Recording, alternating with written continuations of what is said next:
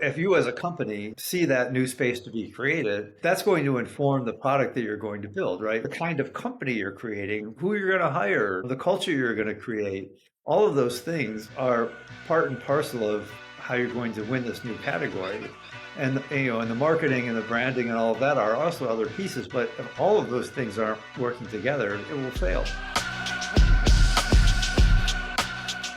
Welcome everyone to another episode of Category Champions. Today we have Kevin Maney. Kevin is the co-author of Play Bigger, a book focused on giving the playbook to brands on how to build categories. Today we will go through this playbook step by step on specific tactics, advice, and examples on how B2B brands can create a new category and escape competition. So let's dive right in. Kevin, in your book, Play Bigger, you introduce the concept of category design. When we talk about category design or category creation, are we talking about business strategy or are category creation and strategy two completely different things? Is category creation the new strategy especially for B2B companies? Well, category design is, we always say it is a business strategy. I mean, it is a strategy, right? It's not just a message or a marketing campaign or something like that. And so the way that most people make decisions about what they're going to buy starts with category. You think, I need at a broadest sense, I need a new car, I need a new refrigerator, right? You don't start out the first thought as in like, I need this specific brand, this specific thing, whatever to do. So, and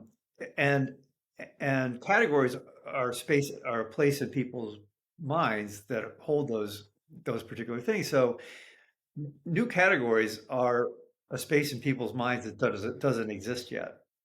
And so the process of category design is, okay, you see as a company, you see this new product or service that the world needs that you can build and try to satisfy.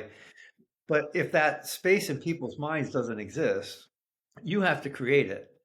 And so there's not only a job to do to create that space in people's minds, but there's also an opportunity there, because if you can create the space in people's minds, according to your preferences, set your rules, like basically make the expectations of how that category is going to be something that benefits you as a company, then you have a chance to essentially establish yourself as that sort of predominant category in people's minds, or the way that the category should work. Everybody else who comes into that space then has to try to copy you, essentially, because you set the expectations. So I love that. The whole idea of category design is about opening that space in people's minds, and how do you literally design the space in people's minds so it benefits you as a company. That's amazing. I know you have a playbook on how to achieve that, but before we jump into that, you mentioned that it's beyond marketing, right? And I always talk about this with our clients and with people in the space, that category creation is not just a marketing role, but it has to be led by founders and CEOs, and it impacts so many more areas of the company. Do you see that the same way? Do you see that it's an all-encompassing decision, that it goes beyond marketing, even though marketing also has to be involved? Oh, well, absolutely. In fact, if the CEO is not entirely behind it, it will fail, because it's so, if you as a company see that new space to be created, that's going to inform the product that you're going to build, right? So many companies, right? They start out with, like, they have this product idea, and then they chase this idea of product market fit, which means, like, I've got this product and I'm going to try to plug it into some market somewhere and figure out where it fits. But we're actually talking about doing it the other way. Call it market product fit, right? The first thing you should be doing is understanding what that new space, that new thing, that the world needs to be created is. And if you understand that really well, it's going to inform the product that you're going to build. So product design becomes as much a part of this as any kind of marketing campaign. And in fact, once you see all of that, the kind of company you're creating, who you're going to hire, the culture you're going to create, all of those things are part and parcel of how you're going to win this new category. And the marketing and the branding and all of that are also other pieces. But if all of those things aren't working together, it will fail. Absolutely. Even the way you fundraise, right? Like the way you pitch investors, that comes down to your category as well. You talked about, like, I think the first step of that playbook or of that process, developing a point of view, right? That explains why you exist and what will you do for the world. How does the ignition of a new category come up? Do you see it like before the company started as the founder? How does the developing a point of view step create that spark that can ignite everything else? Um, and I hope I'm answering your question right here with it. So first of all, we've seen companies at every stage of their existence. We've worked with two guys and a credit card, and we've worked with like one company that had been around for 60 years, and and saw a new opportunity. But so it's really about, so first of all, the context around us is always changing. Like the technology that exists is always changing, but also other things like how society works, the way people's attitudes are, geopolitical shifts, for instance, that disrupted supply chains and all. So all of these things are always changing, and as they change, they always create new problems to be solved that didn't exist before, or the technology and circumstances create a brand new way to solve a problem, an old problem that was never able to be solved before. Those are where new categories lie, and so they're always coming up. And if you're a startup founder on day one, that's a way to see and understand where you can take a new company. But if you're a 10 or 20 or 60-year-old company and you've been doing the same thing, for many, many years, but you understand the context around your customers and your company is changing, it may allow you to see new categories to be created and go in a different direction. And that can be powerful too. How much customer research have you seen that the best companies that create new categories do at that stage? Is it mostly created in silo without research, or is talking to market potential customers to inform that category creation something that you've seen to be beneficial? Well, there's an interesting thing there. So, talking to your customers, many often. So, if you talk to your customers about what do you want, they're just going to tell you they want what you already do. With a little super, A faster horse, right? What they used to faster say. thing, exactly right. The Henry Ford thing, right? But if you talk to your customers about what problem do you have that's not being solved, you're going to get some answers that lead you to a category. But relying on your customers to tell you what to do, I mean, look, I mean, the great category designer of all time, Steve Jobs, he did not rely on what his customers were telling him. He relied on his instincts about what the market needed and what was changing in the world, and it then applied Apple's sort of way of thinking to it. Yeah, I think it's this mix, right, of finding what the pain point is and then using your intuition and thinking to design the new category of what the future could look like. You talk on the book about the next step being conditioning the market, helping consumers understand which problem we solve for them. What does that step look like if we dive into that? Does that mean like helping understanding through content? How can we help consumers understand that this is a new problem that maybe they didn't even realize they had it as much? Well, and that's so if going back to the beginning, like if category is a new space you need to open up in people's minds, that means there's necessarily an education component to it, right? And so, different companies that do it in different ways. It can be content. It can be the way you present your sales decks to people. Like, I mean, there's many different ways to do it. But here's the key to it. If you go to people and say, we've just created this cool new product, here's what it is. It kind of basically bounces off them and goes nowhere because there's no space in their minds to accept it, right? If you the education has to be around the problem that needs to be solved. So if you go to people and you describe that to them, describe to them the problem that they're feeling in this new context that's happening around them, and make them go, "Oh yeah, okay, I get it, but how do you fix that?" And then you're able to say, "Here's how you fix it.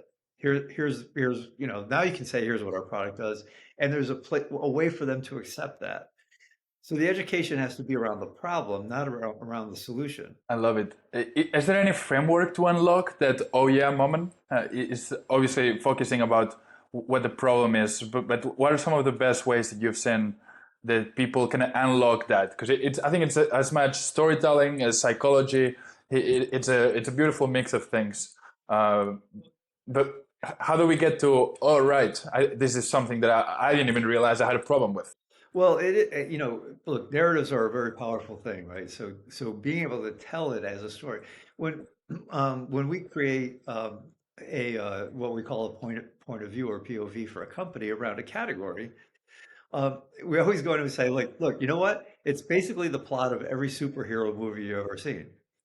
Because if you think about those movies, like, it's a Batman movie, the first thing that happens really is basically the bad guy, the Joker, arrives in town and creates chaos. So you're basically introduced to the problem first, and then, the hero, Batman, shows up and you see how he's going to defeat this problem. Uh, and if you tell the story in that way, look, here's what's happening around you, and here's why this is creating this situation, and go down that path, and that and then introduce this. I'll give you one quick example. When Steve Jobs introduced the iPad to the world, he was always great at this, right? Is that he got up on stage and he said he described this new problem we didn't even know we had. He said, like, look, there's all this new digital media that's we're now consuming, and we're going to consume everything digitally: music, movies, football games, books, whatever. And so if that's the case, then you have two devices that you could do that on right now. And you have this phone, which has this tiny screen, and watching a sporting event on it is going to really suck. Or you have this laptop, which is kind of big and awkward. And so he tees up this idea that there's something missing in the world. And then, only then, does he introduce the idea that, okay, so there's this new category of product we're going to introduce that sits in the middle of these things and solves these problems.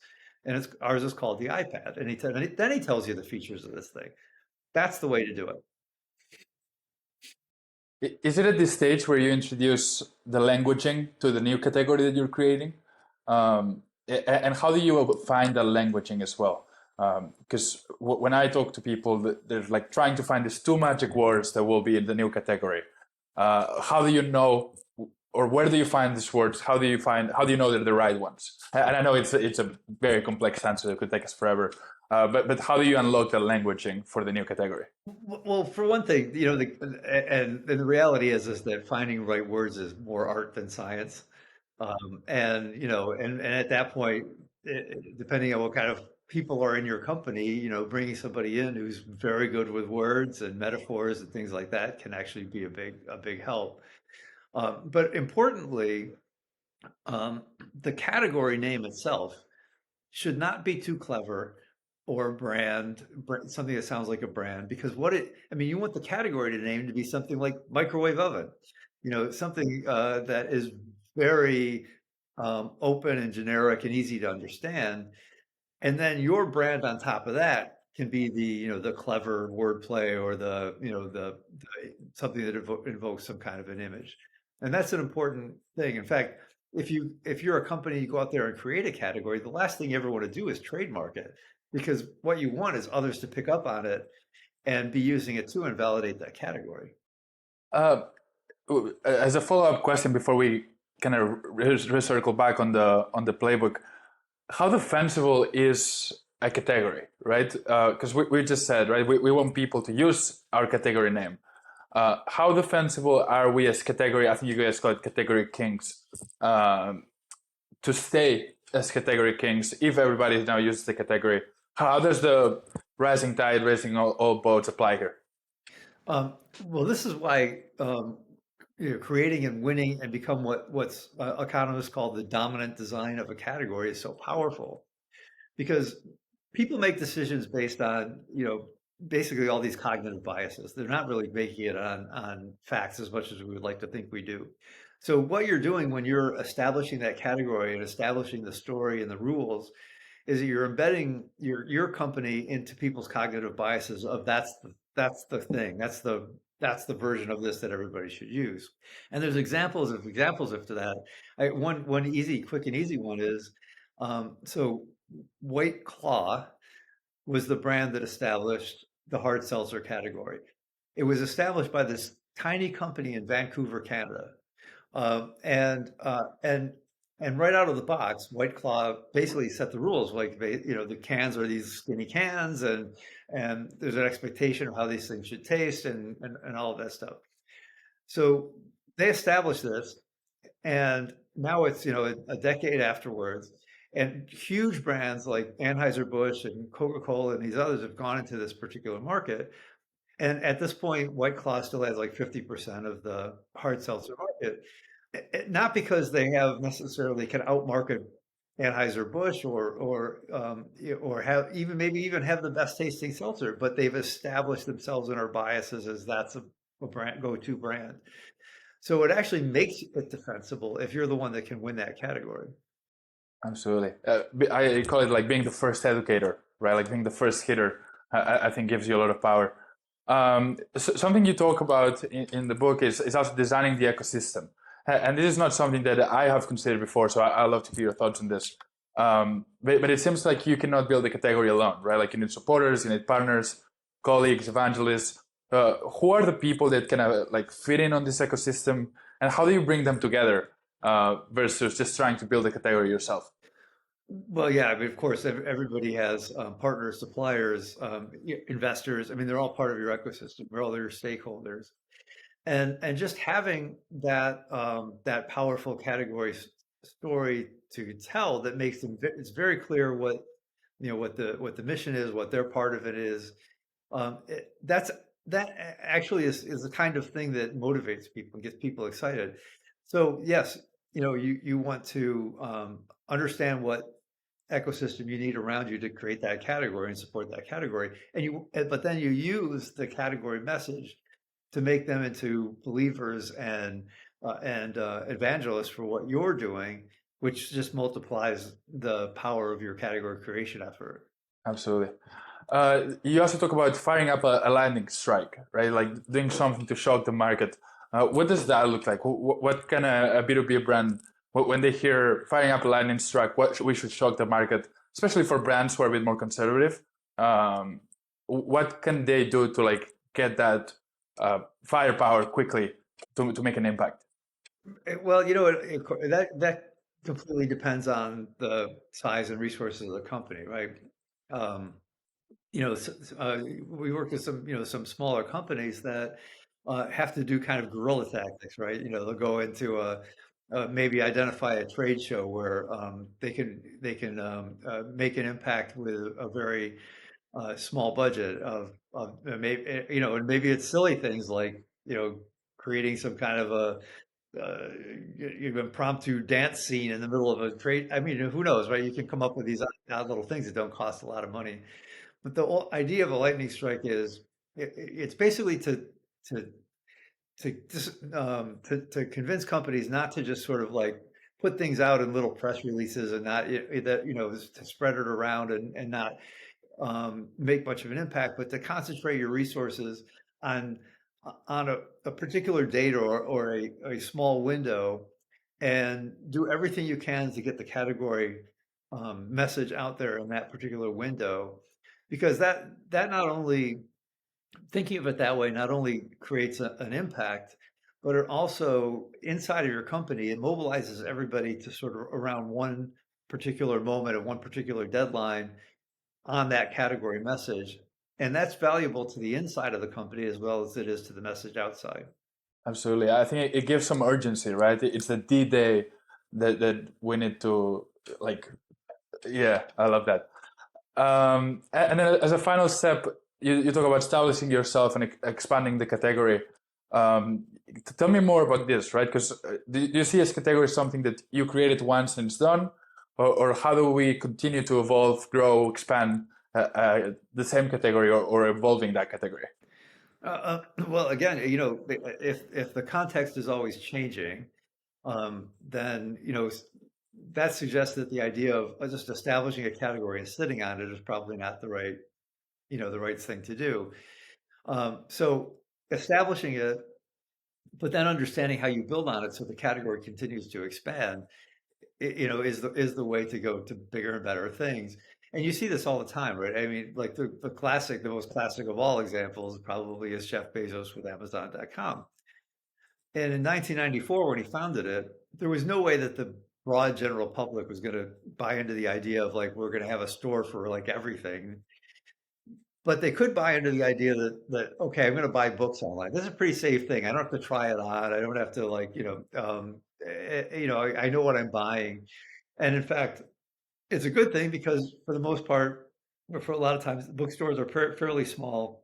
You probably might not find the title you're looking for, and if you order on the internet, you can find it. So anyway, bookstores made sense in 1994. But if Jeff Bezos had said we're just a great bookstore online, he'd be irrelevant today.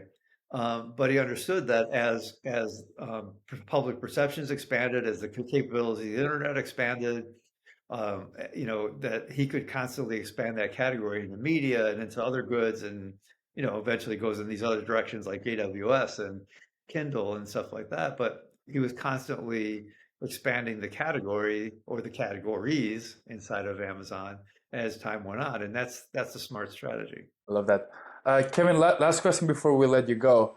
How do you measure the new categories working? What are some of the KPIs that you're tracking as marketing team, but also beyond the marketing team, like we talked about, to make sure that this new category is resonating with the market and that you're seeing results, especially in B2B, where everybody is very KPI driven.